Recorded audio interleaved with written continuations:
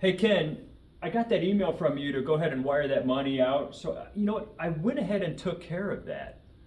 Hey, this is an example of business email compromise. Ken, can you talk about this a little bit deeper and what you're seeing on the cybersecurity side? So there's a couple ways you see business email compromise. It can be just a standard spoofing, where they'll do something like have Dave Keller at abc@gmail.com, but it'll ask. And I'll tell you, I'm going to use a real story that just happened. We had a client, and I was working with that client, and they work for a fairly large organization, and we needed to call the HR department to find out about some of the access that she had. When we called the HR department, the person said, "Oh yeah, by the way, I got your email request to change the bank account. I was just about to put it through. Was there anything else I needed to know?" She went, "I never sent you an email on that." She almost had her entire paycheck transferred to somebody else without warning.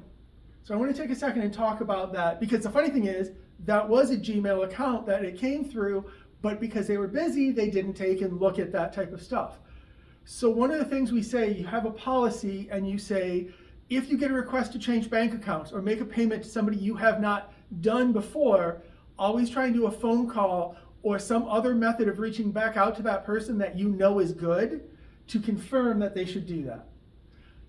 I think confirmation is key in there. So, and I've sat with Ken many times on this, and he is like a broken record when he says a known good phone number, because they will put fake phone numbers in there as well. So a known good phone number, and really confirm that it is legitimate.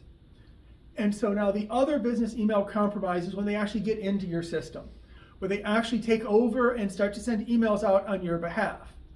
Again, it is very important, if you get an email from a trusted, if you sent me a thing, it's time to pay my insurance invoice, if it wasn't something I was expecting, if it asked me to change where I remit to, you want to reach out and do that as well.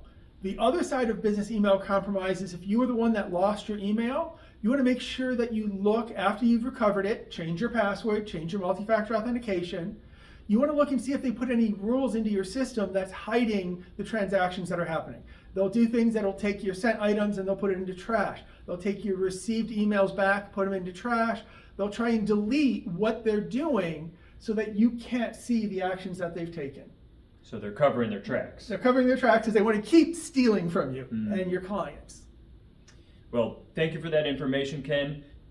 Business email compromise is one of the most common cyber claims that we are seeing these days.